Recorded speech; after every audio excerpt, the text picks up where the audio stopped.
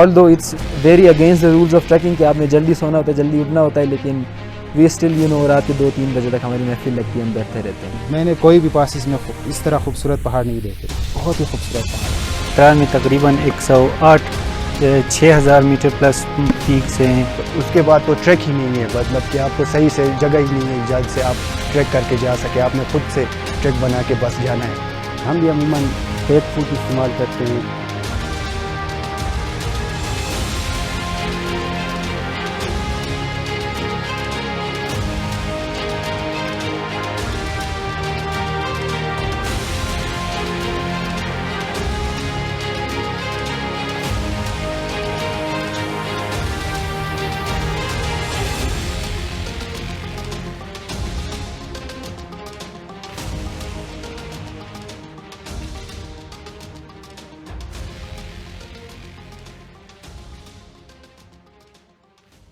میرا نام محمد اطہر عظیم ہے, میں شب دراز گروپ کا ممبر ہوں. شب دراز بیسکلی ایک چترال بیسڈ ٹریکنگ کلب ہے. یہ بنا اس طرح سے تھا کہ یہاں پہ پہاڑوں پہ جانے کا شروع سے, بلکہ سینکڑوں نہیں بلکہ ہزاروں سالوں سے یہاں پہ رواج رہا ہے, کیونکہ یہ ایک پاسچرلسٹ کمیونٹی تھی. یہاں پہ کمیونٹی تھی, یہاں پہ مطلب بھیڑ بکریاں پالنے اور ان کو چرانے کا نظام تھا. جس طرح پنجاب کی سوسائٹی جو ہے وہ ایگریکلچر ہے, یہاں پہ ایگریکلچر نہیں تھی تو لوگ پہاڑوں پہ بکریاں پالتے تھے. تو پہاڑوں اور یہاں کے لوگوں کا رشتہ بہت پرانا ہے. یہ پہاڑوں پہ آتے جاتے رہتے ہیں اور وہاں پہ بعض جگہوں پہ باقاعدہ وہاں پہ بستیاں بھی آباد ہوتی ہیں. تو ہم بھی بینگ بورن ان چترال, ہم بھی مطلب پہاڑوں میں آتے جاتے رہتے تھے. لیکن جب یہ بوم آیا سوشل میڈیا کا چترال میں, ہم نے بھی یہ فیصلہ کیا کہ اس کام کو جو ہے نا, اس کو ذرا فارملائز کر کے اس کو میڈیا میں مطلب پورٹرے کرتے ہیں. تو اسی طرح سے یہ سلسلہ شروع ہوا. پھر ہم نے ٹریکنگ سٹارٹ کی, اور ٹریکنگ ہم نے 2-3 بڑے ایکسپیڈیشنز کیے, باقی چھوٹے اپنے پاسچرز میں ہم جاتے رہتے ہیں. تو جب ہم سوشل میڈیا پہ ہم نے جب وہ فوٹوز اور ویڈیوز وہ کنٹینٹ جب اپلوڈ کرنا شروع کیا تو ہمیں بہت اچھا رسپانس ملا. تو اس وجہ سے ہم نے پھر اس چیز کو نا مزید ہم آگے لے کے گئے. تو ابھی تک ہم نے جو ہے وہ خوکش پاس کیا ہے, وہ 5000 میٹر ہائیسٹ الٹیٹیوڈ ہے اس کی, اور تھلو پاس ہم نے کیا ہے وہ 4200 میٹرز ہے اس کی, اور 4300 یا 200 آئی گیس وہ بہوک لیک کا ہے, جو کیلاش ویلی کی جو رمبور ویلی جو ہے وہاں پہ ان کا کیلاشیوں کا وہ سیکرٹ لیک ہے, وہ اوپر جا کے ہے, وہ ہم نے کیا ہے ٹریک. اور باقی چترال گول نیشنل پارک ہم نے آلموسٹ سارا ایکسپلور کیا ہے. اور اس کے علاوہ اس دفعہ ہم گئے تھے تورکھو ٹو یارخون تھرو شاہجون علی پاس. وہ بڑی کمال لینڈسکیپ ہے اس جگہ کی, اور ہم نے یہ بھی سنا ہے کہ 60s 70s 80s میں وہاں پہ انگریز آ کے وہ ٹریکنگ مطلب کرتے تھے. تو ہم نے ایک طرح سے اس چیز کو پھر جا کے ریوائیو کیا ہے. کافی عرصہ ہو گیا تھا وہاں پہ یہ اس طرح کی پروفیشنل ٹریکنگ نہیں ہو رہی تھی, تو وہ ہم نے کیا. اس کے بعد ہم بروغل ویلی گئے, بروغل ویلی ہم نے ایکسپلور کیا ہے. اس کے بارے میں بات کرتے تو زیادہ تر پاسز جو ہیں خوبصورت لانگ پاسز وہ اپر چترال میں ہیں. لوور چترال میں چھوٹے چھوٹے پاسچرز ہیں, اور وہاں پہ ٹریکرز جاتے ہیں, لوکلز بھی جاتے ہیں, اور باہر سے بھی لوگ آتے ہیں. اور پاسز کے بارے میں ہم بات کریں تو پاسز مجھے جو سب سے خوبصورت لگا وہ تھلو پاس ہے. تھلو پاس میں یہ کہ فلاورز بہت ہی زیادہ ہیں, بہت ہی ہر قسم کے وائلڈ فلاور, ٹھیک ہے نا. اور وائلڈ لائف بھی وہاں پہ آپ دیکھیں تو بہت ہی خوبصورت ہے. وہاں پہ لیکس ہیں, فلاورز ہیں, گلیشیئرز ہیں, واٹر فالز بہت زیادہ ہیں. تو ہر لحاظ سے بہت ہی خوبصورت مجھے لگا. خوکش پاس کے بارے میں ہم بات کریں تو خوکش پاس ایکسٹریم ایڈونچر ہے جی. وہ 3 لیکس 4 لیک شروع میں آتے ہیں, وہ بہت ہی ٹف ٹریک ہے. بہا جو ہے فرسٹ کیمپ وہاں پہ لگتا ہے, تو وہاں تک ٹریک ایزی ہے. وہاں سے آگے پھر ٹریک سٹارٹ ہوتا ہے, صحیح ٹریک. وہاں سے آگے 3 اور لیک ہیں, بہت ہی ٹف ٹریک ہے. اس کے اوپر اگر آخری لیک تک آپ پہنچتے ہیں تو وہاں سے آگے یعنی گلیشیئر سٹارٹ ہوتے ہیں. بروغل ٹوٹلی ڈیفرنٹ ہے. یا وہاں سے یارخون سے آگے بروغل گئے تھے, وہ ٹوٹلی ڈیفرنٹ. اور جو شاہجون علی پاس ہے وہ شاہجون علی میں کون سے اس طرح کے خوبصورت پہاڑ ہیں جہاں میں نے کوئی بھی پاسز میں اس طرح خوبصورت پہاڑ نہیں دیکھے. بہت ہی خوبصورت پہاڑ ہیں. اور اگر آپ بروغل میں جاتے ہیں تو بروغل میں لیکس بہت زیادہ ہیں. گلیشیئر چینتر گلیشیئر جہاں سے دریائے چترال آتا ہے وہ بروغل میں ہے. بہت ہی خوبصورت. کرمبر لیک سیکنڈ ہائیسٹ لیک, تو وہ بہت ہی خوبصورت مجھے لگا. بہا لیک سب سے مجھے پیارا لگا تھا. Last time. تو اس دفعہ مجھے کورمبر لیک بہت ہی پیارا لگا. بہت ہی بڑا ہے اور یعنی فلاورز بھی ہیں وہاں پہ, اور اس کا کلر بہت ہی پیارا ہے, بہت ہی پیارا. بہت ہی دور سے مطلب آپ کی پوری تھکاوٹ ختم ہو جاتی ہے وہ کلر دیکھ کے. بہت ہی خوبصورت لیک ہے. بیسکلی اس کا مقصد یہ ہے اس گروپ کو بنانے کا, اس کو میڈیا میں پورٹری کرنے کا, کہ چترال میں جو ہے کنونشنل ٹورزم کے لیے چترال فی الحال تیار نہیں ہے. ٹو بی آنیسٹ, ہم چترال کے ہیں, اگر کنونشنل ٹورزم یہاں آتی ہے تو ہمیں فائدے بھی ہوں گے اوبویسلی, لیکن اگر ہم اسے ایکولوجیکل پرسپیکٹیو سے دیکھیں تو یہاں پہ چترال بالکل بھی ریڈی نہیں ہے. اور ایون انفراسٹرکچر کے حساب سے بھی چترال جو ہے نا وہ ہیوج انفلکس آف ٹورزم یا ہیوج انفلکس آف ٹورسٹ کے لیے فی الحال تیار نہیں ہے, کیونکہ یہاں پہ انفراسٹرکچر کا مسئلہ ہے. روڈ صحیح نہیں بنی فی الحال یہاں پہ. چترال ٹاؤن میں بیسک پارکنگ کی کوئی سسٹم نہیں ہے.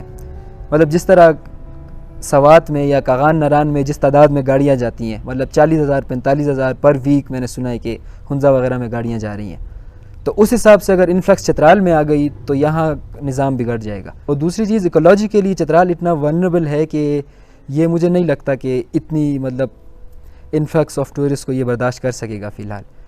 تو ہمیں یہ بہتر لگا کہ ہم چترال کو as a trekking destination portray کریں, کیونکہ ٹریکنگ جو ہے trekking is relatively sustainable kind of tourism, کیونکہ یہاں پہ آپ کی کاربن فٹ پرنٹ کم ہوتی ہے.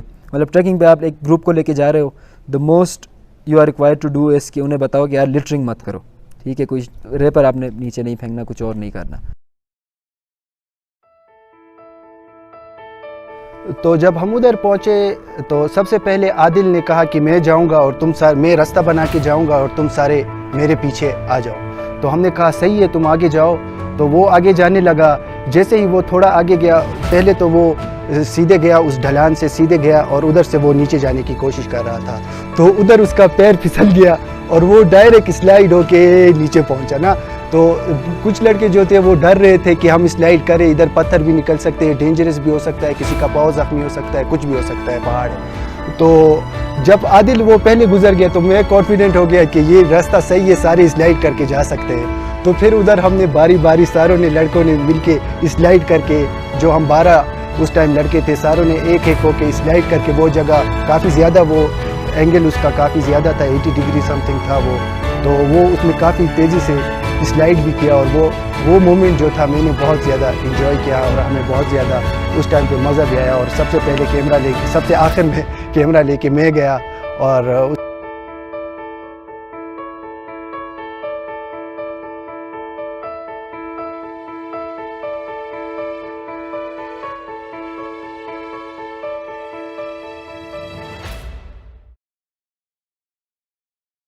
تو سب سے بنیادی ریکوائرمنٹ واٹر پروف ٹینٹ ہے.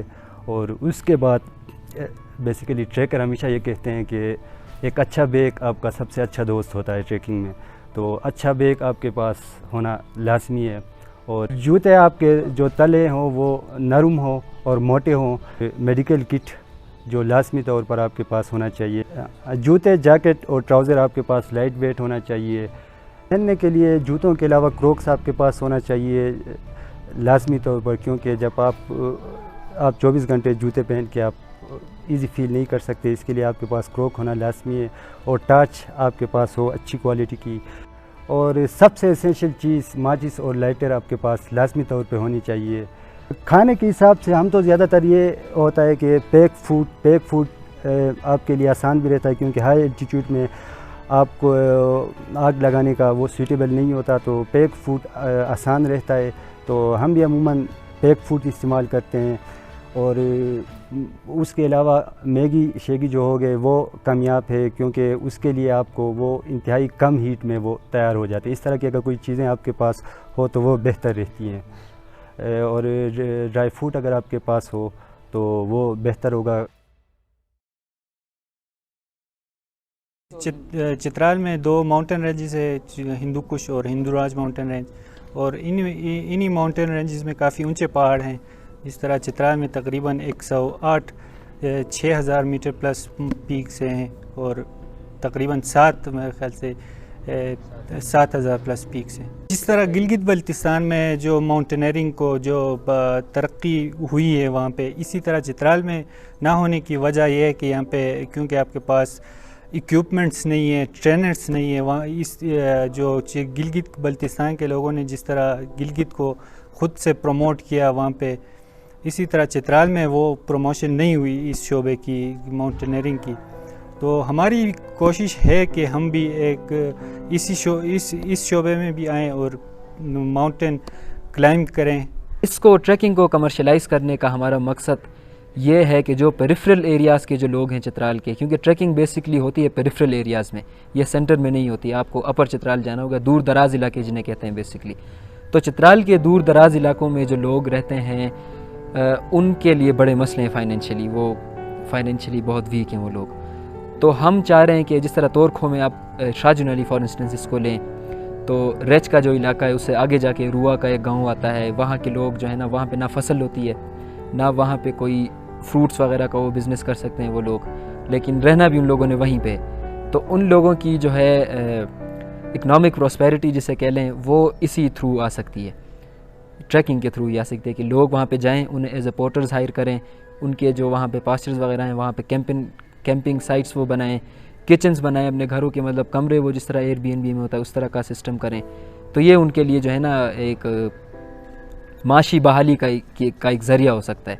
जो हमारी ऑब्जर्वेशंस हैं चित्राल में ट्रैकिंग करने के बाद, उससे कुछ बड़ी ब्लीक रियलिटीज़ भी सामने आई हैं। बड़ी खूबसूरत जगह हमने बड़ा इंजॉय किया, हमें बहुत मज़ा भी आया, लेकिन कुछ तल हक़ाइक़ भी हैं जिनके बारे में बात करना ज़रूरी है।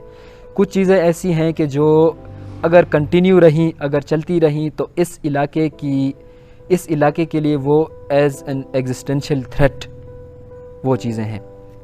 मतलब यहाँ पे ज़िंदगी का वजूद ही ख़त्म हो जाएगा अगर वो चीज़ें ना रुकी। तो पहली चीज़ उनमें डिफॉरेस्टेशन है। हम ये लोअर चित्राल में जितनी भी हमने ट्रैकिंग की है, तो हमने मैसिव लेवल्स पे डिफॉरेस्टेशन देखी है। ये चीज़ जो है ये चित्राल के लिए समझे कि यहाँ पे ज़िंदगी के लिए ज़िंदगी और मौत का मसला है ये इस इलाके के लिए, क्योंकि यहाँ पे सिर्फ दरख्त हैं जो यहाँ की टेम्परेचर को मतलब कम रख रही हैं, सिर्फ दरख्त हैं जो इकोलॉजिकल जो साइकिल चल रहा है इसको थामे हुए हैं।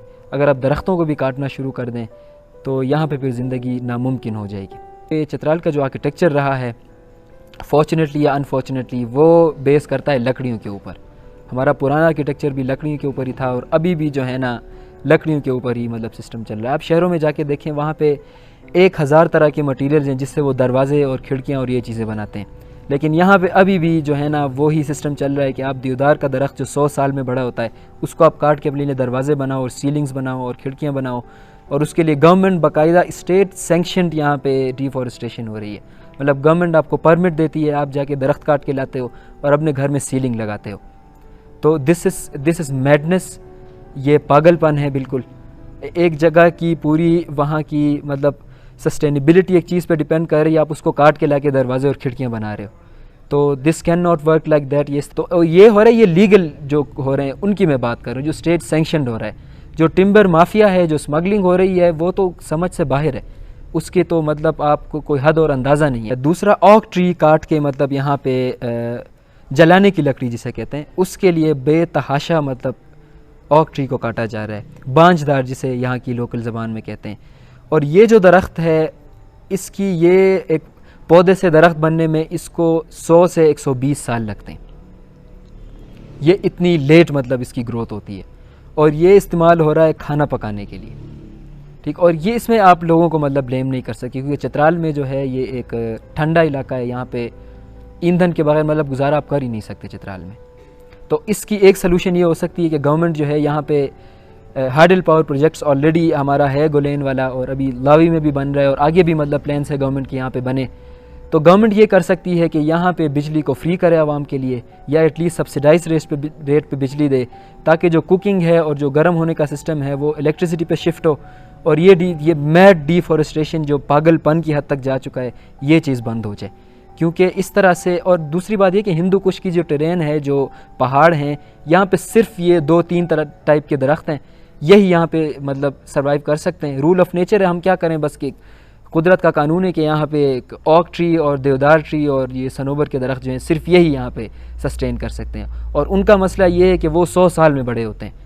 اور ڈیفورسٹیشن کا سب سے بڑا امپیکٹ آپ لوگوں کو بھی پتہ ہوگا، اٹس کامن نالج ناؤ کہ جہاں پہ درخت نہیں ہوں گے تو وہاں پہ ٹیمپریچر آلریڈی بڑھ جائے گا، اور جہاں پہ ٹیمپریچر بڑھ جائے تو وہاں پہ ہیٹ ویوز آئیں گی، اور چترال جیسے علاقے میں جب ہیٹ ویوز آئیں گی تو اس کا نتیجہ وہی ہوگا جو آپ نے اپر چترال میں دیکھ لیا ہے، جو ہم خود بھی اس دفعہ مطلب اور شروع سے ہی ہم دیکھتے آ رہے ہیں کہ گلیشیئرز جو ہیں وہ الارمنگ حد تک پگھل رہے ہیں۔